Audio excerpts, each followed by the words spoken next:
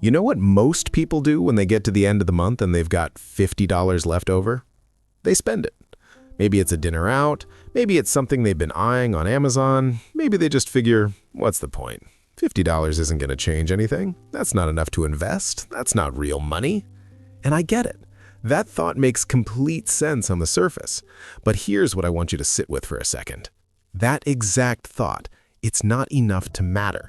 That one belief right there has cost more people more wealth than almost any other financial mistake they could possibly make. Because the problem isn't the $50. The problem is what happens when you repeat that thought month after month, year after year. And today, I'm going to show you what $50 actually turns into when you stop dismissing it and start deploying it. If you're new here, welcome. I'm Sarge. This channel is about building real wealth with the money you actually have. Not lottery tickets, not get-rich-quick plays, just a clear, practical strategy for people who are serious about their financial future. If that sounds like you, hit subscribe. New videos drop every week, and we keep it straightforward around here. And let me know in the comments where you're listening from and what time it is where you're watching this video. Now let's get into this. Here's the central idea of this entire video, and I want you to hear it clearly. You do not need a lot of money to build a lot of wealth. What you need is time and consistency and a vehicle that works while you sleep. That's it. An index fund invested in consistently, even at $50 a month over enough time, becomes something most people would never believe is possible starting from where they are right now. This isn't theory, this is math, and I'm going to walk you through exactly how it works in plain language, no finance degree required. But before we get there, let's talk about why most people never even get started. Because it's not really about the money. Think about the last time you thought about investing. What happened in your head? Maybe it was something like, I'll start when I have more money, or the market is too risky right now, or the classic, I don't know enough about this yet. I need to do more research first. Sound familiar? Here's the thing. Those thoughts feel responsible. They feel like you're being smart, being cautious. But what they actually are, in most cases, is delay dressed up as preparation. And delay is expensive. Let me break down the 3 main reasons people never start, because once you see them clearly, they lose their power. Reason 1. They think the amount is too small. We already touched on this. $50 feels like nothing. $100 feels like nothing. So people wait until they have a real amount to invest. 500, 1,000, whatever number they've decided counts as serious. But here's the thing nobody told you. Time is more valuable than amount when it comes to investing. A small amount invested early will almost always beat a larger amount invested later. We'll see the actual numbers in a minute. Reason 2. They misunderstand what compound growth actually does. Most people have heard the phrase compound interest. They nod when they hear it, but very few people truly feel it the way it actually behaves over time, because it doesn't behave in a straight line. It behaves more like an avalanche, slow at first, then unstoppable. Reason 3. They're waiting for certainty. I'll invest when the market calms down. I'll start after the election. I'll wait until I understand it better. Here's the honest truth. The market is never calm. There is always uncertainty, and waiting for perfect conditions to invest is like waiting for perfect weather to go for a walk. It's a reason to never move. Okay, let's get concrete. I want you to meet Marcus. Marcus is 25 years old. He works a regular job, makes a decent income, nothing spectacular. After bills, food, and gas, he's got about $50 a month that he could put aside. Not a lot, but it's consistent. It's what he's got. Now Marcus is at a crossroads that a lot of people face. He can do what most people do, spend that $50, enjoy it, tell himself he'll invest when he has more. Or he can open a simple index fund account and put that $50 in every single month, automatically, without thinking about it. Marcus decides to invest. Year 1. After 12 months, Marcus has put in $600. His account has grown a little, maybe to around $650 or so. Nothing dramatic. If Marcus is checking the account every week, he might be thinking, this is pointless. This is where most people quit, right here, Year 1. But Marcus doesn't quit. He just keeps going. Year 5. Marcus has now put in $3,000 total. His account? With average market returns, historically around 7 to 10% annually, he's sitting somewhere around $4,000. Still not life-changing, but the account is bigger than what he put in. The growth has started. Year 10. 10 years in, Marcus has contributed $6,000 of his own money. But his account? It's not $6,000. It's not even $8,000. It's closer to $8,500 to $9,000, potentially more depending on market performance. Real growth is starting to show. But here's where things get interesting. Year 20. Marcus has put in $12,000 of his own money over 20 years, $50 a month, every month for 20 years. His account value? Closer to $25,000 to $30,000. He contributed $12,000. He has $25,000 to $30,000, more than double just from letting it sit. Year 30. Marcus is now 55 years old. He's been investing $50 a month for 30 years. His total personal contribution over that time? $18,000. His account balance? Somewhere between $85,000 and $100,000. Let that land for a second. He didn't get a windfall. He didn't pick the right stock. He didn't do anything complicated. He invested $50 a month into a simple index fund and didn't stop. $18,000 in, $100,000 out. That's the story. That's what's possible. Now let me explain why that happens, because if you understand the mechanics, you'll never doubt the process again. Here's the simplest way I can put it. When you invest money, it earns a return.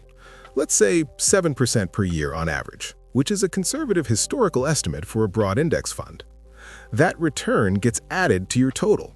So next year, you're not just earning 7% on what you put in, you're earning 7% on everything, including last year's gains. The gains earn gains, and those gains earn gains, over and over. Think of it like a snowball rolling down a hill. At the top of the hill, the snowball is small. It barely picks up snow. It feels pointless.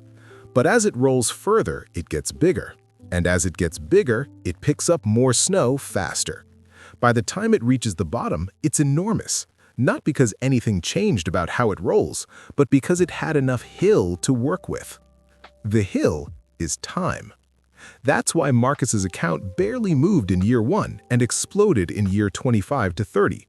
It's not magic, it's just math running long enough to do what it does.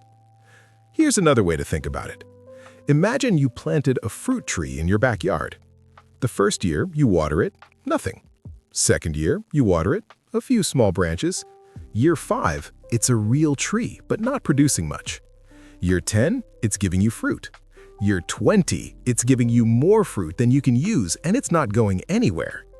That tree is your investment account, and the watering is your monthly contribution. The best time to plant a tree was 20 years ago. The second best time is today. The people who build real wealth, they're not smarter than everyone else. They just started planting earlier. Or they started planting when they finally understood what the tree was capable of. Now I want to talk about something that doesn't get discussed enough in personal finance. The real enemy of building wealth isn't the stock market. It's not inflation. It's not even your income. It's impatience. We live in a world that is completely wired for instant results. You can get food delivered in 20 minutes. You can stream any movie ever made right now. You can get answers to any question in 3 seconds. And that's made us really bad at waiting for good things. Investing doesn't work on that timeline. Investing works on a decade timeline. And our brains, which are not designed for delayed gratification at that scale, constantly tell us to abandon the plan. Here's how it usually plays out. Someone gets excited about investing. They open an account and they put in some money. 6 months later, the market dips. They panic. They either pull the money out to stop the losses, which locks in those losses, or they just stop contributing because it doesn't seem to be working. And then they go back to spending the $50 every month. Think about what that decision costs. If Marcus had quit at year 5 because it wasn't growing fast enough, he'd have missed the bulk of his returns. The majority of that $100,000 was built in the last 10 years of the 30-year run. That's how compound growth works. It's backloaded. The patience is the strategy. I've seen this pattern over and over. Smart people, capable people, who understand the theory but can't stand the game emotionally when it gets uncomfortable. Here's what I tell people. Your investment account is not supposed to be exciting. If you're checking it every day and getting emotional about the number, you're doing it wrong. Set it up, automate it, then go live your life. The best thing you can do for your portfolio is mostly ignore it. There's a quote I've always liked. The stock market is a device for transferring money from the impatient to the patient. Warren Buffett said that, and the man knows a thing or two about waiting. Okay, let's make this real. I'm not going to leave you with theory. Here's a simple path forward that anyone watching this video can follow, starting this week. Step 1. Open a brokerage account. If you don't have one, this is your first move. There are several solid options: Fidelity, Vanguard, Charles Schwab. All of them have no account minimums to open, no hidden fees for basic index fund investing. You can open an account in about 15 minutes online. If you're in the US and you have earned income, also look at opening a Roth IRA. It's a retirement account where your investments grow tax-free. That changes the math in Marcus's favor significantly because none of those gains gets taxed when he withdraws in retirement. Step 2. Choose a simple index fund. Here's where people overthink it. You don't need to pick individual stocks. You don't need to research companies. You just need one broad index fund that tracks the overall market. 3 examples you'll hear a lot: VOO, VTI, FXAIX. These are funds that hold hundreds or thousands of companies in one investment. When the market grows, they grow. They're diversified by default. I'm not telling you which one to pick. Do your own research, and ideally talk to a financial advisor if you want personalized guidance. But these types of funds are where most serious long-term investors keep the core of their portfolio. Step 3. Set up automatic contributions. This is critical. Don't rely on yourself to manually move money every month. Set up an automatic transfer from your checking account to your investment account, weekly, bi-weekly, monthly, whatever matches your pay cycle. Why automatic? Because you don't have to make the decision again. It removes the temptation to skip a month. It removes the emotional, should I invest this month given what the market is doing, conversation with yourself. It just happens, every cycle, quietly building. Step 4. Leave it alone. I mean this literally. Set it, automate it, ignore it. Don't check it every day. Don't react to news headlines. Don't panic sell when there's a market dip, because there will always be market dips. Over the last 100 years, the market has experienced crashes, recessions, wars, pandemics, and financial crises, and it has recovered and grown through all of them. Short-term noise is not your problem. You're playing a 30-year game. Let me zoom out for a minute. I want you to think about wealth differently than most people do. Most people think about money in months, paycheck to paycheck, bill to bill. What's in the account right now? Wealthy people think in decades. That shift in time frame changes everything. It changes what you do with extra money. It changes how you react to financial stress. It changes what feels urgent and what doesn't. The wealthy people I've seen, not flashy rich, but quietly financially free, they all have one thing in common: consistency over a long period of time. Not one great investment, not one big score, just showing up month after month, contributing and not quitting. Consistency beats brilliance every time. Because here's the thing about being brilliant with money: it's inconsistent.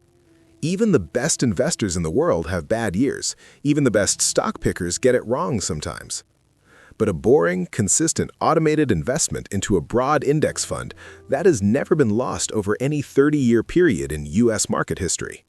Not once. Crashes happen, corrections happen, but the 30-year line always goes up. That's not a guarantee about the future. Past performance doesn't guarantee future results, and you should understand that going in. But it is the historical context that should give you confidence in the general direction. Here's where I want to land.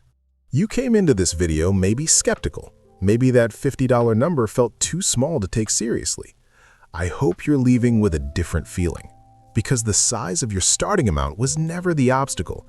Time is the engine, consistency is the fuel, and the only thing standing between you and a very different financial future is the decision to actually begin. Marcus didn't have a finance degree. He didn't have a wealthy family. He didn't get lucky. He just decided that $50 a month was worth something, and he was right. 30 years later, his account proved it. You don't need thousands of dollars to start building wealth. You don't need to understand every aspect of the market. You don't need to wait for a better time. You just need to stop waiting. Open the account, pick a simple index fund, set up the automatic contribution, and then go live your life while the math does the work. That's it. That's the whole thing. If this video gave you something, hit the like button. It helps more people find this content, and that's the whole point. Subscribe if you want more of this. We cover everything from budgeting basics to long-term investing strategy, all in plain language. I'm Sarge, and I'll see you in the next one.